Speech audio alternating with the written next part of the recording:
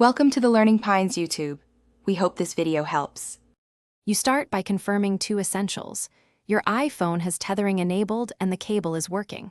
First, plug the USB cable into the computer, then connect the iPhone. On your iPhone, go to Settings, tap Personal Hotspot, and enable Allow Others to Join. This creates the USB network interface.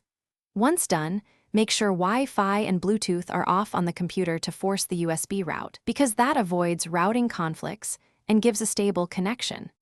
Now you configure the computer so it uses the iPhone connection. On Mac OS, open System Settings Network and select the iPhone USB interface. On Windows, open Network and Internet, change adapter options, and find the new adapter. Choose DHCP to obtain IP and DNS automatically, unless you need a static IP for a particular service. If the adapter is missing, install Apple mobile device drivers or run Windows Update. Drivers let the OS recognize the iPhone. Finish by testing connectivity. Open a browser or ping 8 to verify.